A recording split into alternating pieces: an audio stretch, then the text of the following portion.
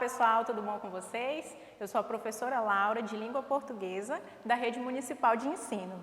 Hoje a gente vai para a nossa quinta aula de PPT e vamos estudar um pouco mais sobre a carta de leitor. A gente já viu nas aulas anteriores alguns tipos de carta. Essa especialmente vai ser mais bacana e logo depois também a gente vai ter uma atividade proposta. Então eu já peço que você pegue o seu caderno, seu lápis e borracha para anotar todas as características, as dicas de produção para a gente fazer essa atividade no final, tá bom? Olha só, para começar a nossa aula, acompanha comigo aqui no slide a definição do que é a carta de leitor. Olha só, a carta de leitor é um tipo de carta veiculada, geralmente em jornais e revistas, em que os leitores podem apresentar suas opiniões. Esse gênero epistolar possui uma função relevante para os meios de comunicação, de modo que a carta de leitor assegura uma resposta, feedback de seus leitores. Então, voltando aqui comigo, ou seja, o que é essa carta de leitor? É uma resposta do leitor sobre determinado assunto ou matéria que ele viu. Então, ele tem essa opção, ele tem essa liberdade de colocar a opinião dele, de expressar a opinião. E essa opinião pode ser veiculada ainda. Se eu gosto da banda BTS, eles fizeram uma turnê e eu queria falar o que eu achei de interessante nessa turnê. O que eu posso fazer? Posso escrever uma carta de leitor, relatando tudo que eu gostei e posso também sugerir novas viagens, novas músicas. E aí, se eles gostarem, após uma revisão, eles publicam no site, no Facebook, nas redes sociais. Viram aí como é interessante esse tipo de gênero? Para isso também, para a gente poder produzir e dar continuidade à nossa aula, vamos estudar também um pouco sobre as características desse gênero. Olha só. São textos breves, escritos em primeira pessoa. Por que em primeira pessoa? Porque como eu vou apontar a minha opinião, o meu ponto de vista, eu posso escrever em primeira pessoa. Temas atuais de caráter subjetivo. O que é um caráter subjetivo? É aquele que eu expresso a minha opinião, não precisa ter um embasamento, não precisa ter uma confirmação de outras pessoas ou fontes confiáveis de outras pessoas. É um texto que me dá a liberdade de expressar a minha opinião, é algo pessoal. Linguagem simples. Essa linguagem, pessoal, tem que ser uma linguagem de entendimento completo, para que qualquer pessoa que leia consiga entender o que você quis dizer. É muito ruim quando você escreve algo e a pessoa não consegue entender o que você quis dizer, não é? Então, para você conseguir completar essa mensagem e que todos te compreendam, tem que ser uma linguagem mais simples. Presença do destinatário e remetente. Vocês ainda se lembram o que é destinatário e remetente? Um envia a carta e o outro recebe. Aqui a gente vai ver um exemplo também, tá? Texto expositivo e argumentativo. Mas, professora Laura, eu não sei o que é um texto expositivo e nem um texto argumentativo. Olha só, para vocês não terem essa desculpa, a gente vai rever aqui. O que é um texto expositivo? Ele serve para expor um conceito de forma mais clara. Já o texto argumentativo serve para convencer o leitor sobre as suas ideias. Lembra que lá na carta de solicitação a gente viu muito sobre isso, né? Um texto argumentativo. Eu tento argumentar para que aquela pessoa que receba minha carta me compreenda, se convençam do meu pedido, da minha solicitação, então eu consigo alcançar meu objetivo. Revisão para publicação. Por que tem que ter uma revisão antes desse texto ser publicado? Porque como ele é veiculado em redes sociais, sites e outras pessoas vão ter acesso, a gente não pode apresentar neles palavras de baixo calão, xingamentos, frases racistas, homofóbicas. Por isso, tem toda essa revisão antes de publicar, tá? Além disso, na revisão também, eles vão corrigir os erros ortográficos.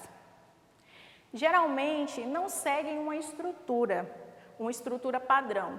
No entanto, devem apresentar alguns elementos estruturais. Esses elementos estruturais são os mesmos das outras cartas que a gente estudou anteriormente. Olha só, nesse exemplo que a gente vai utilizar aqui no quadro, eu já começo apresentando Palmas Tocantins, estou situando o meu leitor de onde que eu estou falando, de onde eu estou enviando a minha carta, tá vendo aqui? Logo depois, eu devo apresentar a data, o mês e o ano, né? Olha aqui. Por que eu preciso apresentar a data, o mês e o ano? Para eu saber se essa carta é atual, se esse tema é atual. Vocês vão se lembrar o que é isso aqui, ó. Caros, o que eu estou querendo dizer com isso aqui? É o vocativo, eu estou chamando aquela pessoa, estou chamando a atenção daquela pessoa com quem eu quero falar. E quem eu quero falar? Com quem eu quero falar?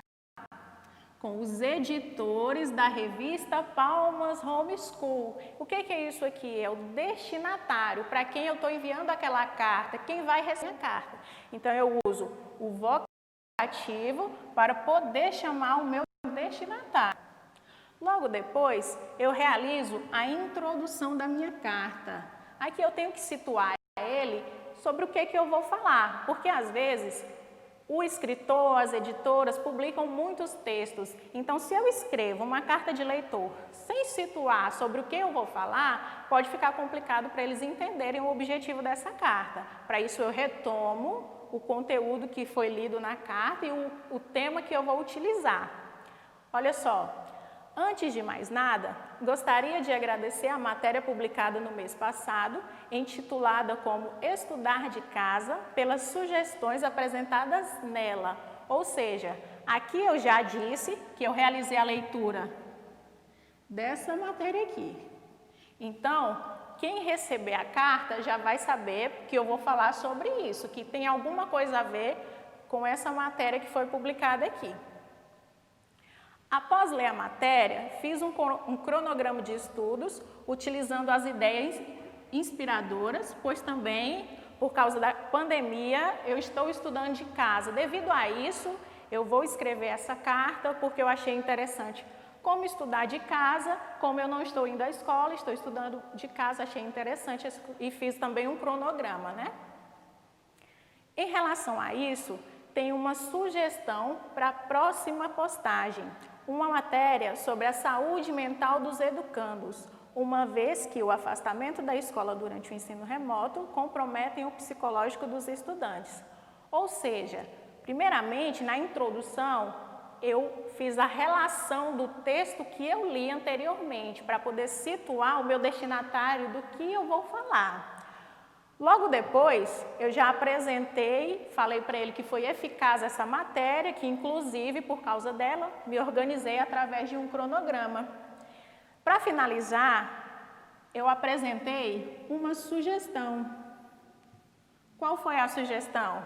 Que na próxima matéria, eles possam utilizar, possam escrever sobre o afastamento da escola durante o ensino remoto, como que isso compromete o psicológico das crianças, dos educandos, até mesmo dos professores, né?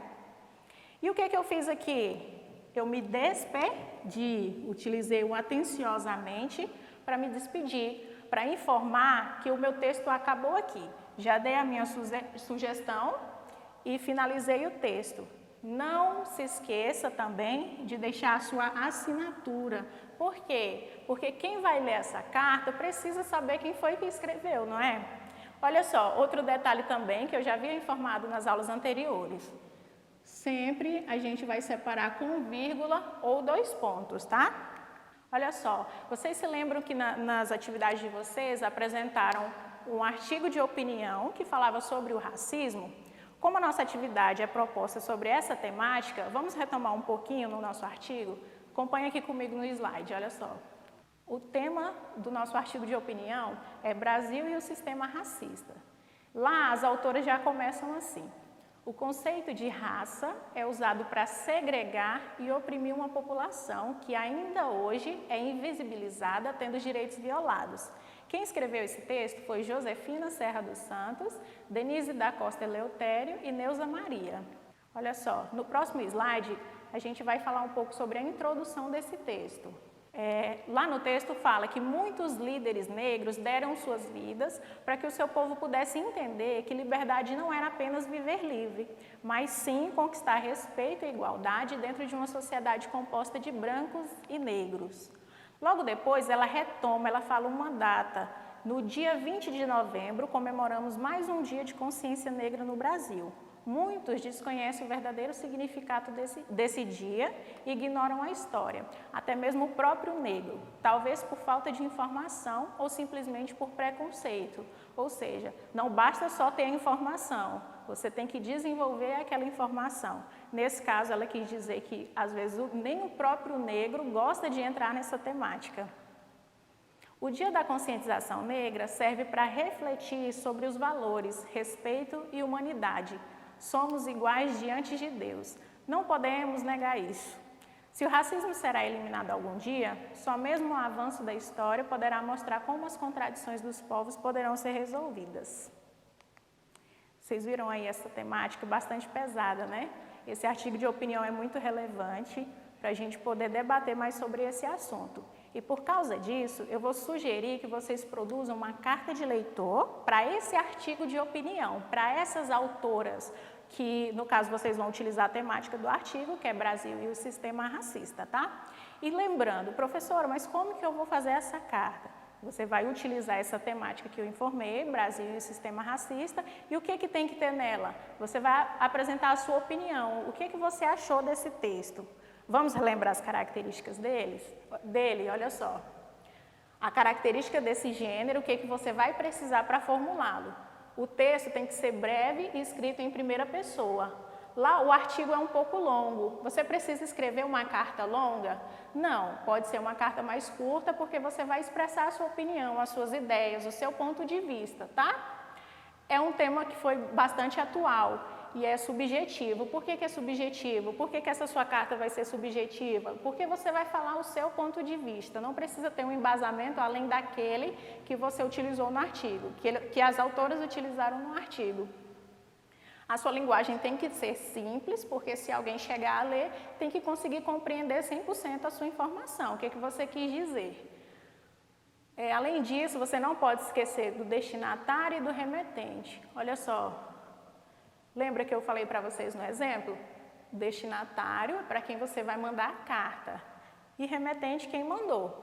Também você não pode se esquecer do vocativo, lembrando sempre da data, do local e da data.